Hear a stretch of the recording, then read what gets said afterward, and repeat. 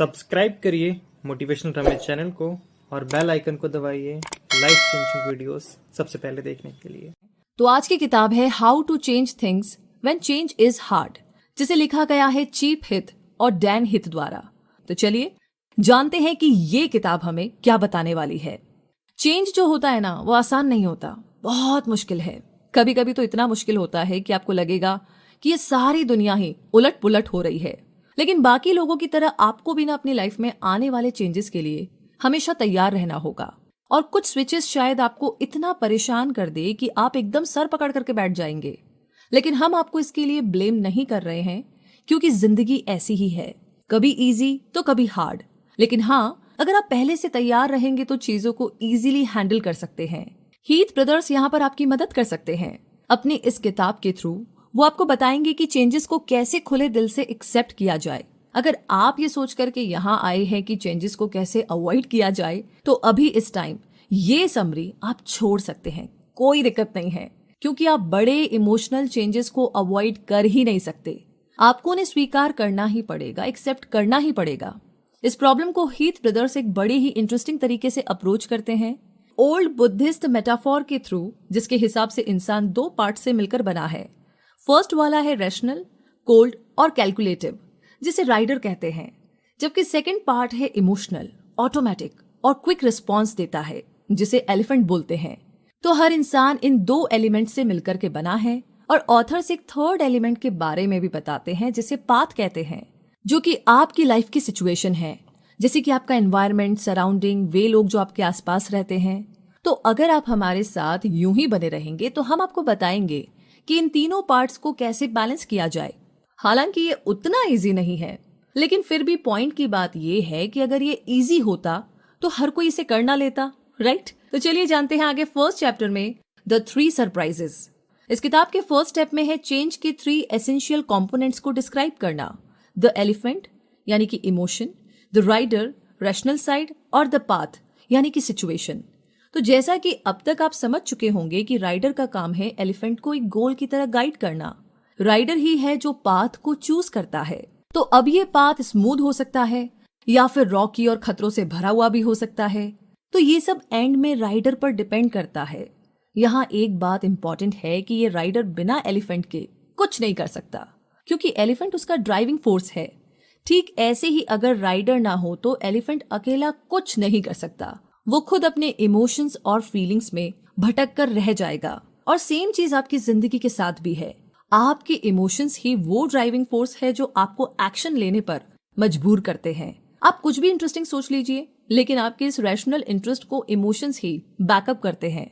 Heath brothers अपनी research में show कराते हैं कि ये एलिफेंट कितना ज्यादा पावरफुल है। इस स्टडी में शो किया गया था कि लोगों को अगर बड़ा कंटेनर दिया जाए तो वो नॉर्मली जितना खाते हैं उससे डबल अमाउंट का पॉपकॉर्न खा सकते हैं। जाहिर सी बात है कि यहाँ पर इमोशनल और इररेशनल साइड काम कर रही थी। स्पेसिफिक तरीके से बोले तो सारे 3 कंपोनेंट्स इस ओवर ईटिंग बिहेवियर के लिए जिम्मेदार है। जैसे सिचुएशन में राइडर का रिएक्शन होगा, लगता है खूब सारे पॉपकॉर्न है, फिर एलिफेंट खूब सारा खा लेगा, लेकिन फिर भी काफी पॉपकॉर्न बचते हैं, तो एलिफेंट बोलेगा मैं जितना हो सके उतने पॉपकॉर्न खाना चाहता हूँ। अब क्योंकि राइडर को पॉपकॉर्न से भरा कंटेनर यानी कि द पाथ थमा दिया गया था, तो उसे कोई वजह नहीं दिखती कि वे सारे पॉपकॉर्न क्यों ना खाए। और इसीलिए एलिफेंट को भी छूट मिल गई कि जितना मर्जी हो उतना पॉपकॉर्न खा ले। तो अब बोलने की जरूरत नहीं है कि इसका इररेशनल साइड सिर्फ प्लेजर है, यानी इसको पॉपकॉर्न खाने में मजा आ रहा है, और जब तक रैशनल साइड इसे रोकेगी नहीं, ये प्लेजर के लिए खाता ही जाएगा। फर्स्ट चैप्टर का कंक्लूजन है कि आपको अपनी लाइफ के 3 एस्पेक्ट्स बैलेंस करने हैं, रैशनल, इररेशनल और सिचुएशनल एस्पेक्ट्स। तभी तो आप लाइफ के बिग चेंजेस को वेलकम कर पाएंगे। या जैसे हीथ ब्रदर्स समझाते हैं, राइडर को डायरेक्शन चाहिए और एलिफेंट को मोटिवेशन, और दोनों को अपने डेस्टिनेशन तक पहुंचने के लिए पाथ में कम से कम फ्रिक्शन चाहिए, जिससे कि वो जल्द से जल्द मंजिल तक पहुंचे। सेकेंड चैप्टर में जानेंगे ब्राइट स्पॉट्स के बारे में। सेकेंड चैप्टर में ऑथर्स राइडर की साइकोलॉजी को थोड़ा और बेहतर ढंग से एक्सप्लेन करने की कोशिश करते हैं। जैसा कि हम आपको बता चुके हैं कि ये इमोशन के मामले में बड़ा कोल्ड, रैशनल और कैलकुलेटिव टाइप का है, और इसकी वजह से ये कभी कभी कुछ ज्यादा ही सोचने लगता है। ये तो हम सबने एक्सपीरियंस किया है कि आप एकदम तसल्ली से बेड पर लेटे हुए हैं और एक बढ़िया सी नींद का इंतजार कर रहे हैं कि तभी अचानक से आपके दिमाग में ख्याल आने लगते हैं। आप कितना भी ट्राई कर लीजिए, आप सोचते ही चले जाते हैं। लेकिन यहाँ पर अपने लिए सो कॉल्ड ब्राइट स्पॉट्स को ढूंढकर इस ओवर थिंकिंग और ओवर एनालिसिस की हैबिट से छुटकारा पाया जा सकता है। ये वो चीजें होती हैं जिनमें कि आप बेहतर करते हो, और ये जरूरी नहीं कि आप लाइफ की हर चीज में एक्सपर्ट हो, बशर्ते कि आप कोई सुपरमैन या वंडर वुमन हो। और इसीलिए आपको बस 1 या 2 ही ब्राइट स्पॉट्स चूज करने हैं जिन पर आप पूरा फोकस कर सके। अक्सर लोगों की आदत होती है कि वो नेगेटिव स्टफ को ही देखते हैं, जिसकी वजह से उन्हें अपनी जिंदगी की कुछ अच्छी बातें भी दिखाई नहीं देती। इसे पॉजिटिव नेगेटिव असिमेट्री या नेगेटिव बायस भी बोलते हैं। हम ह्यूमंस की एवोल्यूशन के दौरान नेगेटिव बायस सर्वाइवल के लिए बहुत जरूरी था, क्योंकि नेगेटिव स्टफ पर फोकस करने से हमारे सर्वाइवल के चांसेस बढ़ गए थे। वहीं दूसरी तरफ आज के टाइम में पॉजिटिव नेगेटिविटी असिमेट्री नहीं चलेगी, क्योंकि इससे नए एनवायरनमेंट को अडॉप्ट करने में आपको मुश्किल होगी। तो यही रीजन है कि चिप और डैन हिथ आपको ब्राइट स्पॉट्स पर फोकस करने की एडवाइस देते हैं, और ऐसा करने के कई सारे तरीके हैं। आप चाहे तो डेली एक टू डू लिस्ट लिख करके शुरू कर सकते हैं। इस लिस्ट के टॉप में उन चीजों को रखिए जो आपको करना पसंद है, और जो कम पसंद है उन्हें बॉटम में। फिर इसके अकॉर्डिंग अपना हर दिन तैयार कीजिए, प्रिपेयर कीजिए। आगे चैप्टर नंबर 3 है जो कहता है learn critical moves by heart. मतलब ये कि इस चैप्टर में हीथ ब्रदर्स डिसीजन पैरालिसिस के बारे में बता रहे हैं। हम सबके साथ ये हुआ है, जैसे कभी आपके सामने कोई डिफिकल्ट सिचुएशन आई हो, आपको पब्लिक के सामने बोलना है, कोई ऐसी ही बड़ी प्रॉब्लम या कोई स्ट्रेसफुल एक्टिविटी। आपने शायद नोटिस किया हो कि ऐसी मुश्किल सिचुएशन में आप डर से पीले पड़ जाते हैं, आपके हाथ पांव फूलने लगते हैं और आपको समझ ही नहीं आता है कि करना क्या है। और यहाँ पर हम आपको बेवकूफ बनाने की कोशिश भी नहीं करेंगे। जी हाँ, क्योंकि सिचुएशन में स्ट्रेस के सिम्टम्स को कम्प्लीटली एलिमिनेट करना पॉसिबल होगा भी नहीं। तो ऐसे में आपको क्रिटिकल मूव्स को स्क्रिप्ट करना चाहिए, यानी कि ऐसी स्ट्रेसफुल सिचुएशन आने से पहले ही आप उसे फेस करने को तैयार हो जाओ। एक एग्जाम्पल लेते हैं, जैसे कि आपको बहुत सारे लोगों के सामने, हजारों लोगों के सामने स्पीच देनी है, तो आप क्या करेंगे? लोगों के ग्रुप्स के सामने एक मॉक स्पीच देंगे, जिससे आपका डर खुल जाए। इस तरीके से बड़े और बड़े ग्रुप्स के सामने बोलने की प्रैक्टिस करते रहे जब तक कि आप में पूरा कॉन्फिडेंस ना आ जाए। तो ये बात माइंड में रखें कि हर किसी को पब्लिक स्पीच में थोड़ा बहुत अनकंफर्टेबल फील होता है। तो सोचिए आप इस बारे में। आगे है चौथा चैप्टर, जिसमें हम जानेंगे द डेस्टिनेशन। जब आप कुछ गोल सेट करते हैं तो चेंज आपके लिए और भी इजी हो जाता है, लेकिन ये गोल इमोशनली चार्ज्ड होने चाहिए और रैशनल भी, ताकि ये राइडर और एलिफेंट दोनों को अपील करें। ये एक बहुत ही अच्छा तरीका है स्विच का। लेकिन थोड़ा ऑनेस्ट वे में सोचे तो आप हमेशा अपनी चॉइस का काम नहीं कर सकते। ऐसा अक्सर होता है कि हमें कुछ ऐसे काम भी करने पड़ते हैं जो हम अवॉइड करना चाहते हैं, लेकिन आफ्टर ऑल यही तो जिंदगी है। ये हमेशा ही इजी नहीं होगी, और देखा जाए तो ये जिंदगी की खूबसूरती है। ये किताब स्विच आपको सिखाती है अपने not so emotionally charged goals कैसे अचीव किए जाए। उन्हें आपको ब्लैक एंड व्हाइट गोल्स में बदलना है। ब्लैक एंड व्हाइट गोल्स को बाकी गोल्स से अलग करना इजी है। इन गोल्स के साथ ये ऑब्वियस है कि ये फेल हो सकते हैं। जैसे कि अगर आपको वजन कम करना है तो आप बोल सकते हैं कि अब मैं फास्ट फूड नहीं खाऊंगा। अब ये एक टिपिकल ब्लैक एंड व्हाइट गोल है, ये स्पेसिफिक और सॉलिड है। वहीं दूसरी तरफ एक अनस्पेसिफिक अनक्लियर गोल कुछ ऐसा होगा, मैं थोड़ा कम खाऊंगा। तो हम आपको एक और एग्जांपल देंगे। मान लीजिए आपको कोई डिग्री लेनी है, तो आप एक highly specific black and white goal रखते हैं। I want to study 4 hours per day, मतलब मैं 4 घंटे पढ़ना चाहता हूँ। और इसके उल्टा आप ये भी बोल सकते हैं I want to study more, मैं ज्यादा पढ़ना चाहता हूँ, जो कि एक अनस्पेसिफिक अनक्लियर गोल का परफेक्ट एग्जाम्पल होगा, क्योंकि आप स्टडी अवॉइड करना चाहते हैं। होप एलिफेंट के लिए एक फ्यूल की तरह है। तो होप जो होती है, उम्मीद जो होती है, वो एलिफेंट के लिए एक फ्यूल की तरह है। एक छोटी सी सक्सेस भी एक्सट्रीमली मैटर करती है कि लोग खुद पर बिलीव करने लगे। तो आपका क्या कहना है इस बारे में? कमेंट बॉक्स में लिख करके जरूर बताइएगा। आगे है चैप्टर नंबर 5 द चेंज। तो चिप और डैन हिथ 2 मेथड्स बताते हैं जिससे कि आप बिहेवियर में चेंजेस ला सकते हैं, जिसमें फर्स्ट है SFCC मेथड, यानी कि short from see feel change, जबकि सेकंड वाला है ATC, यानी कि एनालाइज थिंक चेंज। इसमें फर्स्ट वाला ज्यादा इमोशनल है और नॉट सो क्लियर सिचुएशन में बेस्ट है, और सेकंड वाला ज्यादा एनालिटिकल और प्रॉब्लम ओरिएंटेड है। जैसे ATC मेथड, ATC यानी एनालाइज थिंक चेंज, क्लियर और ब्रीफ प्रॉब्लम्स के हिसाब से बेहतर काम करता है। जैसे कि मैथमेटिक्स और प्लानिंग, जब आपको शेड्यूल प्लान करना हो तो आप जितना पॉसिबल हो उतना रैशनल रहना चाहते हैं। सिर्फ तब आप इस प्रॉब्लम को एनालाइज थिंक चेंज पर्सपेक्टिव के साथ अप्रोच करते हैं, तभी आप एक अच्छा शेड्यूल बना पाते हैं।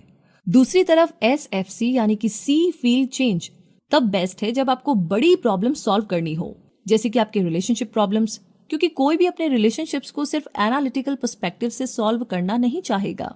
जैसे कि अगर आप किसी रिलेशनशिप को लेकर के श्योर नहीं है तो 1 सेकंड के लिए रुक करके सोचिए कि आपका दिल क्या कहता है। उसके बाद आपको अपनी फीलिंग्स को एक्सेप्ट करना होगा। फिर अगर आपको लगे कि सिर्फ चेंज ही बेस्ट ऑप्शन है तो आप वही डिसीजन लीजिए। जब अपना बिहेवियर चेंज करे तो एक बात हमेशा दिमाग में रखे कि हर इंसान के अंदर पॉजिटिव इल्यूजन बायस नाम की एक चीज होती है। ये बायस बड़ा सिंपल है। इसके हिसाब से हम खुद को दूसरों से ज्यादा पॉजिटिव समझते हैं, जिसकी वजह से होता ये है कि हमें कई बार खुद को चेंज करना उतना जरूरी नहीं लगता। तो पॉजिटिव इल्यूजन बायस खुद को चेंज ना करने का सिर्फ एक बहाना है। ऑफ कोर्स हम ये नहीं कहते हैं कि आप हर बात पर खुद को क्रिटिसाइज करना शुरू कर दो, लेकिन हम ये जरूर कहते हैं कि खुद के लिए थोड़ा और क्रिटिकल स्टेप अडॉप्ट कर लो। ऐसे कई रॉक स्टार्स हैं जिनकी लाइफ की एग्जाम्पल हम ले सकते हैं। जैसे कि अपने करियर के फर्स्ट फेज में ये लोग कुछ ऐसे होते हैं, इन्हें सीरियस ड्रग्स रिलेटेड प्रॉब्लम्स रहती है और जब उनका पॉजिटिव इल्यूजन बायस टूटता है तब जाकर के अपनी बैड हैबिट्स को छोड़ते हैं। कंक्लूजन कहे तो हर इंसान में कुछ नेगेटिव हैबिट्स होती है और ये नेगेटिव हैबिट्स तभी हमारे लिए प्रॉब्लम्स बन जाती है जब हम इन्हें एक्सेप्ट करने की बजाय रिफ्यूज करने लगते हैं। जी हाँ, आगे है चैप्टर नंबर 6 जिसमें हम जानेंगे how to shrink the change के बारे में। क्या कभी ऐसा हुआ है कि आपने कोई बड़ा चैलेंज लिया और फिर बीच में ही ये सोच करके छोड़ दिया कि आगे बड़ा हार्ड और टफ होने वाला है? क्योंकि हीथ ब्रदर्स को ऐसा लगता है कि कोई चीज एकदम शुरुआत से शुरू करना काफी मुश्किल काम है। जब आप रॉक बॉटम में होते हैं तो आपको समिट की झलक तक नहीं दिखती। हालांकि स्क्रैच से स्टार्टिंग एक्सट्रीमली मुश्किल होता है, लेकिन हम प्रॉब्लम्स को इतना बड़ा चढ़ा करके सोच लेते हैं कि ये और भी हार्ड लगता है। साइंटिस्ट ने ये चीज एक बड़े ही इंटरेस्टिंग एक्सपेरिमेंट से साबित की है। उन्होंने अपने पार्टिसिपेंट को अपने लॉयल्टी कार्ड दिए। इन शॉर्ट, एक बोनस कार वॉश जीतने के लिए पार्टिसिपेंट्स को सबसे पहले एक फिक्स नंबर के कार वॉशेस खरीदने थे। फर्स्ट ग्रुप को एक कार्ड दिया गया जिसमें पहले से ही कुछ स्टैम्प्स लगे थे, जबकि दूसरे ग्रुप को एक बिल्कुल एम्प्टी कार्ड दिया गया, खाली कार्ड दिया गया। लेकिन दोनों ही ग्रुप्स को बोनस लेने के लिए सेम नंबर के कार वॉशेस खरीदने थे और जो रिजल्ट आए वो सरप्राइजिंग थे। फर्स्ट ग्रुप जिसे कार्ड स्टैम्प वाला कार्ड मिला था उसने ज्यादा कार वॉशेस खरीदे। उनके कार्ड में लगे स्टैम्प्स की वजह से उन्हें लग रहा था कि गोल एटलीस्ट कुछ हद तक तो अचीव है, तो कार वॉश खरीदने के लिए वो ज्यादा मोटिवेट हुए। तो आप इसे क्या सीखे? यही ना कि स्मॉल से शुरू करें, यानी कि छोटे से शुरुआत करें। जब आप एकदम जीरो से शुरू कर रहे हो तो लार्ज चैलेंजेस को मत लीजिए जो पूरे करने मुश्किल होते हैं, क्योंकि इससे आपके फेल होने की चांसेस ज्यादा है और फिर आप अपना मोटिवेशन लूज कर लेंगे। तो बेहतर है कि छोटे स्टेप लीजिए, ऐसे गोल सेट कीजिए जो इजीली अचीव हो सके। बिग चैलेंजेस को बाद के लिए रखिए। मान लीजिए कि आप कोई गिटार सीख रहे हैं और अगर शुरुआत में ही कोई मुश्किल ट्यून चूज करते हैं, जैसे कि स्टेयरवे टू हेवन प्ले करने का ट्राई करेंगे, तो ये आपके लिए टफ होगा। आप ट्राई करते रहेंगे और फिर जल्दी ही फ्रस्ट्रेट हो जाएंगे। तो इससे अच्छा है कि आप कोई स्लो और इजी सॉन्ग की प्रैक्टिस करें और जब आप एक्सपर्ट हो जाएंगे तो उस मुश्किल गाने को चूज कर सकते हैं, उसे बजा सकते हैं। है ना इंटरेस्टिंग? आगे चैप्टर नंबर 7 जिसमें हम जानेंगे फिक्स्ड वर्सेस ग्रोथ माइंडसेट के बारे में। फिक्स्ड माइंडसेट वाले लोगों को लगता है कि एबिलिटीज और पोटेंशियल स्टैटिक होती है। उनके हिसाब से एबिलिटीज को चेंज करना बहुत मुश्किल काम है। वहीं दूसरी ओर ग्रोथ माइंडसेट वाले लोग मानते हैं कि एबिलिटीज जिंदगी भर इंप्रूव की जा सकती है। आप देख सकते हैं कि इनमें से कौन सा माइंडसेट ज्यादा फ्लेक्सिबल और कंस्ट्रक्टिव है। ग्रोथ माइंडसेट वाले लोग अपनी हार को इजीली एक्सेप्ट कर लेते हैं, स्वीकार कर लेते हैं, और ये क्वालिटी, जैसा कि हमने चैप्टर 5 में पढ़ा था, चेंज के लिए एक नेसेसरी कंडीशन है। साइकोलॉजिस्ट जो ह्यूमन स्किल्स और एबिलिटीज पर रिसर्च करते हैं, उनका मानना है कि human being through out the life change और इम्प्रूव हो सकते हैं, भले ये बात हमें इम्पॉसिबल लगे। और कुछ ऐसे एक्सट्रीम एग्जाम्पल है जो इस बात को साबित करते हैं। आपने शायद सुना होगा कि अमेरिकन फुटबॉल प्लेयर्स काफी ब्रेन डैमेज सस्टेन करते हैं और अभी तक सारे न्यूरोलॉजिस्ट यही मानते आए हैं कि ब्रेन ऐसी क्रॉनिक इंजुरीज रिकवर नहीं कर सकता। लेकिन वे रॉन्ग थे। कुछ स्पेसिफिक तरीकों से इस तरह के डैमेजेस को ट्रीट किया जा सकता है और ये अजीब बात है कि इसका मेडिकेशन से कुछ भी लेना देना नहीं है। जो फुटबॉलर्स डेमेंशिया के शिकार होते हैं वे मेंटल एक्सरसाइज के थ्रू अपने ब्रेन को फिर से हेल्दी और एक्टिव बना लेते हैं। तो जिन्हें ड्रग का एडिक्शन होता है उनका ब्रेन भी कुछ ऐसे ही सीरियस डैमेजेस को झेलता है, लेकिन एब्स्टिनेंस के एक लॉन्ग पीरियड के बाद उनका ब्रेन दोबारा हेल्दी और फिट हो जाता है। दूसरे शब्दों में बोलो तो किसी भी इंटरेस्टिंग एक्टिविटी से आप ब्रेन की एक्सरसाइज करके उसके पाथवेज और सर्किट्स को चेंज कर सकते हैं। इसी के साथ आगे है चैप्टर नंबर 8 जिसमें हम जानेंगे चेंज द एनवायरनमेंट के बारे में, जो कि बहुत जरूरी है। इस चैप्टर में हीथ ब्रदर्स एक इंटरेस्टिंग साइकोलॉजिकल टॉपिक के बारे में बात करते हैं, फंडामेंटल एट्रीब्यूशन एरर। मतलब ये कि काफी टाइम पहले साइंटिस्ट ने पाया कि लोग एनवायरमेंटल फैक्टर्स की इंपॉर्टेंस को अंडर एस्टिमेट करते हैं, जिसकी वजह से हम अक्सर प्रॉब्लम्स की रूट किसी स्पेसिफिक पर्सन में देखते हैं, जबकि इसमें एनवायरमेंटल का भी एक बहुत बड़ा रोल होता है। इसे एक डेली लाइफ की सिचुएशन से समझने की कोशिश करते हैं। तो अब जरा इमेजिन कीजिए कि आप किसी ग्रुप प्रॉब्लम पर काम कर रहे हैं। अब अगर आपसे कोई छोटी सी गलती भी होती है तो सारे लोग कुछ यूं बोलेंगे, ये आदमी कितना स्टूपिड है, सारा टाइम बस मिस्टेक ही करता रहता है। बताने की जरूरत नहीं कि इस टाइप की रीजनिंग कभी ट्रू नहीं होती। ऐसी सिचुएशन में लोग अक्सर अनजस्टिफाइड जनरलाइजेशन वाले स्टेटमेंट देते हैं। तो यही है फंडामेंटल एट्रीब्यूशन एरर। जी हाँ, जबकि सच तो ये कि बहुत बार एनवायरनमेंट ही हमारे फेलियर्स और मिसडीड के लिए रिस्पॉन्सिबल होता है। किसी के फेलियर्स के पीछे उसकी पर्सनैलिटी ट्रेट्स को ब्लेम करने की बजाय उन सारी बातों पर गौर कीजिए जो उसके बिहेवियर को अफेक्ट करती है। ऐसे में आपको कुछ ऐसे बोलना चाहिए, ओके, इस आदमी ने ब्लंडर मिस्टेक की है, लेकिन क्या ये सच में इतना स्टूपिड है, या क्या पता ये रात को ठीक से सो न पाया हो या कुछ परेशान हो। इस चैप्टर का सबसे बड़ा लेसन है कि खुद को चेंज करना है तो अपना एनवायरनमेंट चेंज कर दीजिए। अब जैसे ऐसे कई टैलेंटेड और अच्छे लोग हैं जो अपने निकम्मे दोस्तों की कंपनी में बर्बाद हो गए हैं। अगर उन्हें ऐसी बुरी सोहबत से दूर रखा जाता तो शायद उनकी लाइफ कुछ और होती। सेम चीज आपके साथ भी है, और ये सिर्फ आपके दोस्तों के बारे में नहीं है। अगर आप एक डल अनइनवाइटिंग माहौल में काम कर रहे हैं तो इसमें कोई हैरानी की बात नहीं है कि आप में इंस्पिरेशन और मोटिवेशन की हमेशा कमी रहेगी। लेकिन इसके लिए खुद को ब्लेम करने से पहले एक बार जरा अपना वर्क एनवायरनमेंट चेंज करके देख लीजिए। हम इस चैप्टर को इस किताब के एक कोट के साथ कंप्लीट करेंगे।